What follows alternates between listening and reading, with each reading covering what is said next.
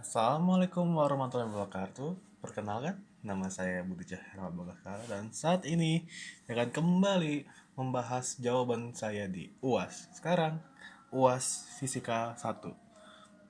Untuk sekarang, untuk UAS ini, saya dipilih dari 3 soal, memilih satu soal. Lalu oleh karena itu, saya pilih nomor satu karena saya lebih berilmu di nomor satu ini. Dan penjelasannya. Jadi mari kita mulai pembahasan di nomor satu ini mengenai tumbukan inelastis. Mari kita mulai. Ini dia soal nomor satu. Untuk yang bagian yang pertama A tentang tumbukan inelastis dan bagian B ini tentang Archimedes karena membahas gaya apung, dan untuk bagian C ini membahas hukum Kepler. Oleh karena itu mari kita mulai dari 1A. Di 1A ini, balok dengan massa 1,2 kg berada di lantai licin dan dihubungkan dengan pegas seperti ditunjuk pada gambar satu ini. Kalibrasi terhadap pegas ini diperoleh data bahwa untuk memendekkannya hingga 0,5 cm diperlukan gaya sebesar 1,5 N. Jika sebuah peluru dengan massa 10 gram ditembakkan dan bersarang di balok, ternyata mengakibatkan balok bergeser 16 cm.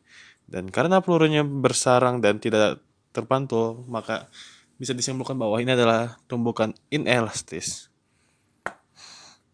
Pertama kita cari kecepatan sang balok, berarti kita cari V aksen. Ini dia sudah saya, maaf masih buram. Oke, sudah saya sederhanakan untuk 1A.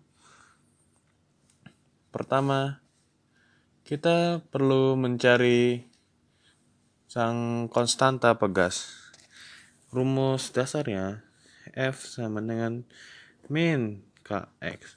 Karena kita mencari K, kita ubahlah menjadi K sama dengan F per X. Ini kenapa min yang gak ikut? Karena kita mencari magnitudenya. Magnitud tidak perlu membawa value plus atau min. Begitu ya. Oke, setelah itu tinggal kita masukkan X 0,005 dan F-nya 1,5. Mari kita. Oke. Maaf, 1,5 per 0,005 disederhanakan 15 0,05 karena ini 10 pangkat min 3. Kalau lagi 10 pangkat 3, ini 10 pangkat min 1 jadi 10 pangkat 2 di bawah masian. Dan hasil akhir yang akan memberikan kita 300 ya. Newton per meter. Ini dia, kita dapat konstanta pegasnya. Maaf buram ya. Oke.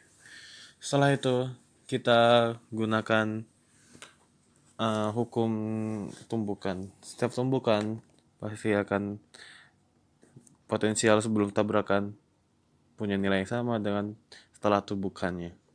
Mau tidak mau pasti begini. Nah, kita ubah energi potensialnya karena kita bahasnya pegas, maka rumusnya setengah Kx potensialnya. Tapi X-nya, maaf, oke ini dia. Tapi Kx di X-nya ini kita pakai dari sang setelah tertebak balot ya ini B. Maaf balok. Sama dengan AK-nya standar setengah MV kuadrat.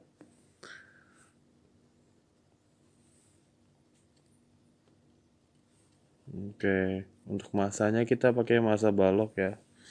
Massa balok dan V-nya kita akan V-nya akan pakai yang kita cari ya. Genetik yang sudah ini berarti ini kan langsung coret karena seimbang. Jadinya kita punya KX sama dengan MV. Disederhanakan lagi, V kuadrat. V kuadrat sama dengan X per M. Oke, ini bisa V sama dengan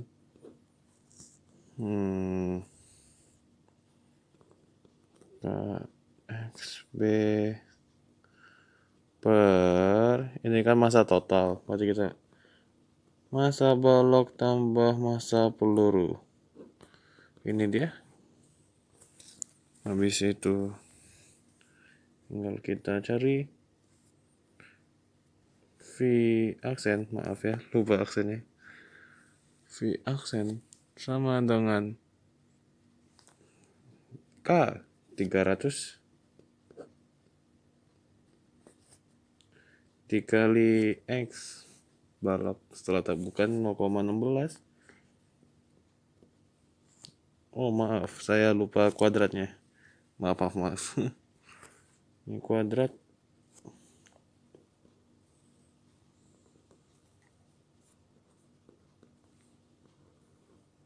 per 1,2 tambah massa pelurunya 0,01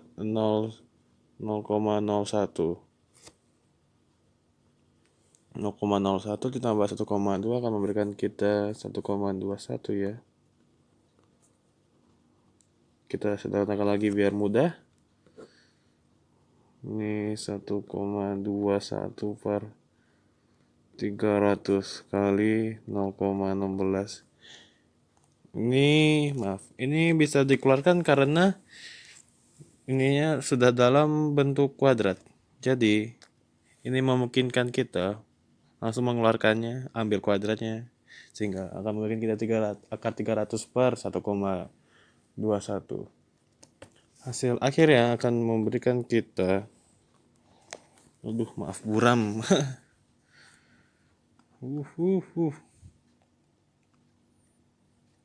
2,519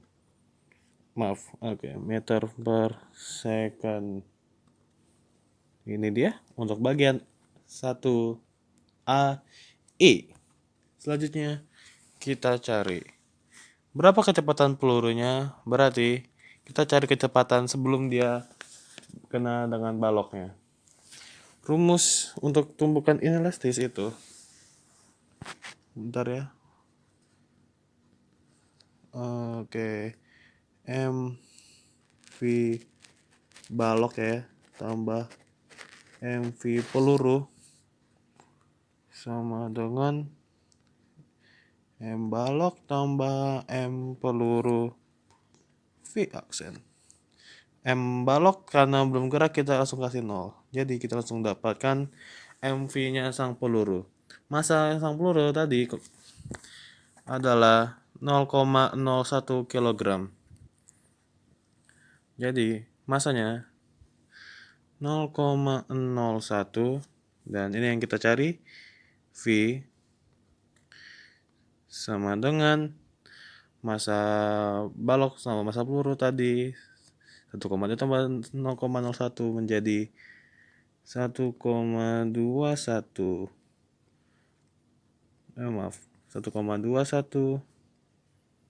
1 sama 2 aku mirip. 2,519. Oke, setelah ini kita langsung saja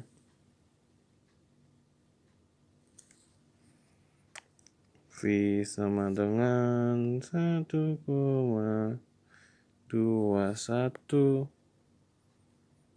0,01.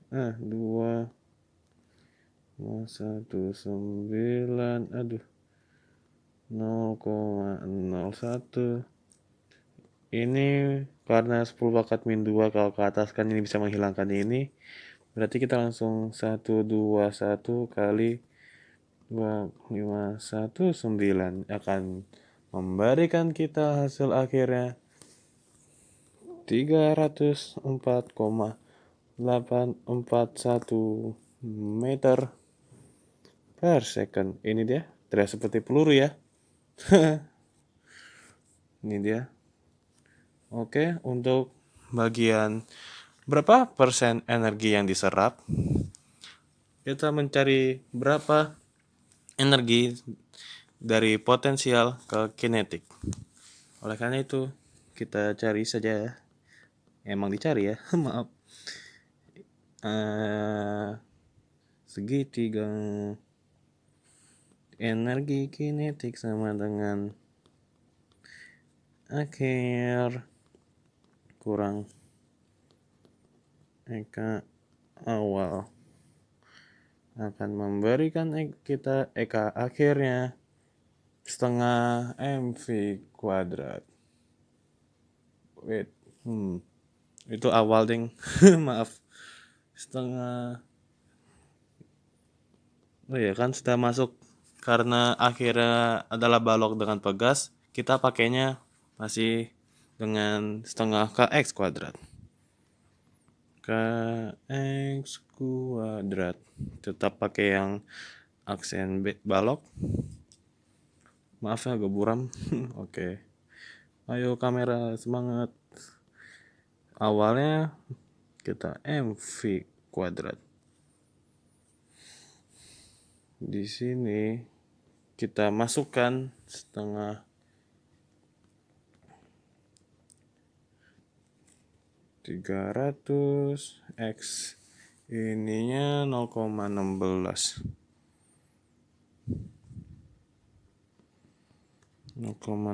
kuadrat kurang setengah massa sang ini ya, sang peluru. Ya betul, massa sang peluru. Massa sang peluru itu 0,01 kg. Maaf.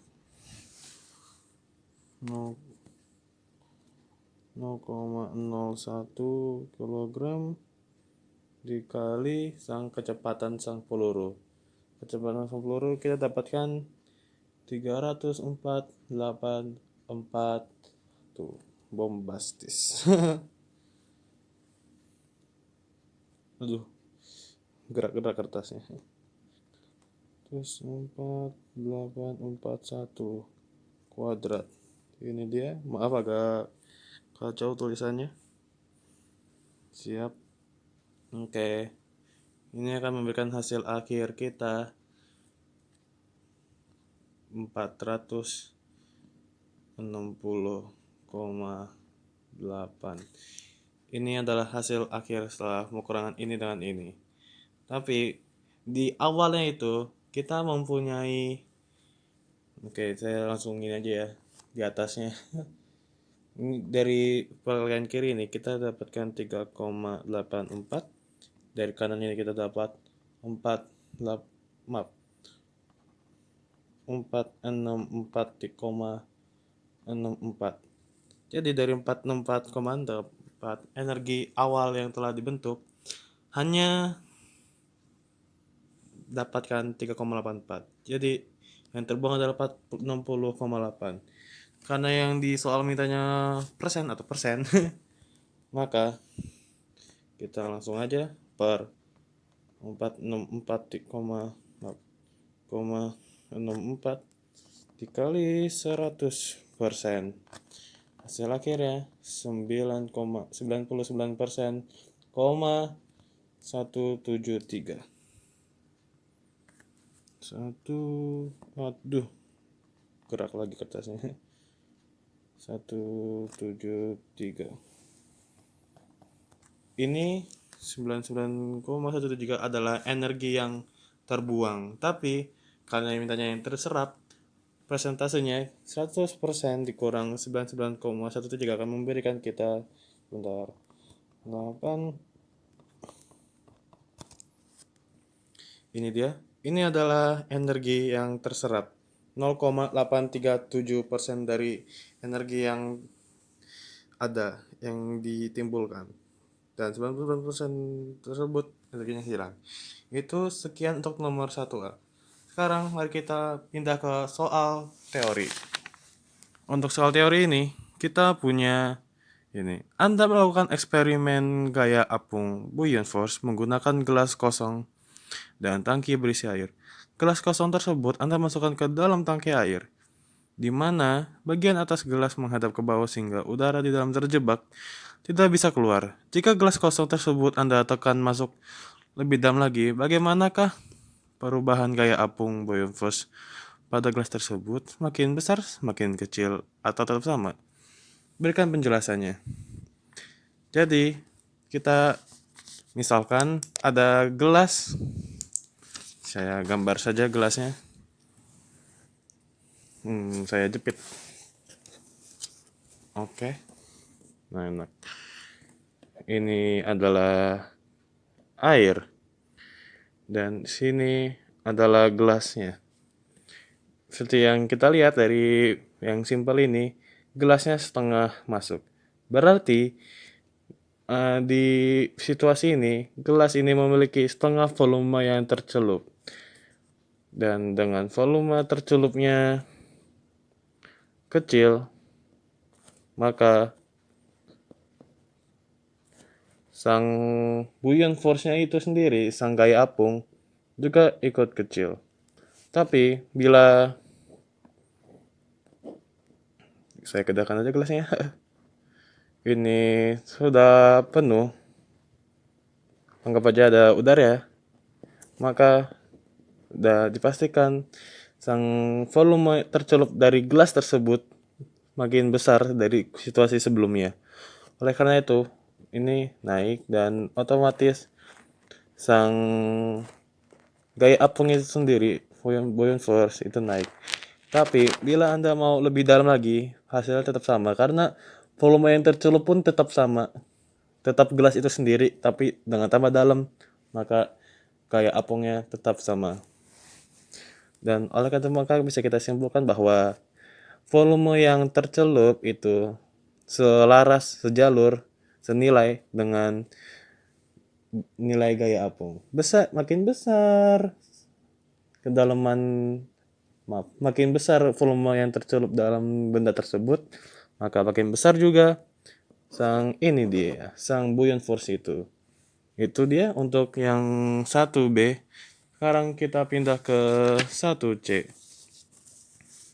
Di bulan November, jarak bumi ke matahari lebih dekat daripada di bulan Maret. Pada bulan-bulan tersebut, di bulan apa bumi beredar lebih cepat di orbitnya? Berikan penjelasannya. Jadi, sekarang kita membahas planet. Dan tentang planet, kita tidak jauh-jauh juga dengan hukum Kepler. Karena untuk yang soal ini, teori ini, jawabannya adalah bulan November. Kenapa November? Meskipun diberitahu November lebih dekat daripada bulan Maret, maksudku lebih dekat dengan bulan daripada di bulan Maret tersebut, apa yang bikin mendekat itu menjadi lebih cepat? Karena pertama di hukum Kepler pertama yang bergagasan bahwa lintasan orbit berbentuk elips yang memiliki dua titik fokus. Dan yang kedua, di hukum Kepler kedua yang bergagasan bahwa kecepatan orbit makin cepat karena lebih dekat dengan matahari. Nama situasi dengan lebih makin dekat di matahari atau paling dekat dengan matahari di lingkaran orbit tersebut itu namanya titik perihelion. Dan dengan hukum Kepler 1 dan 2 tersebut bisa kita simpulkan bahwa di bulan November orbitnya lebih cepat daripada bulan Maret atau bulan lain. Kenapa? Karena lebih dekat jaraknya kepada matahari. Dan itu dia, sekian dari saya. Mohon maaf saya masih banyak gugup gagap, masih kurang berilmu tahu, dan saya akan berusaha memperbaikinya. Mohon masukannya, saya terima masukannya, dan kalau boleh Mohon tonton saya videonya ini, video yang lain saya tentang kalkulus dan lain-lainnya. Itu dia. Sekian dari penjelasan saya mengenai UAS Fisika nomor 1. Terima kasih atas perhatiannya dan terima kasih. Assalamualaikum warahmatullahi wabarakatuh. Thank you.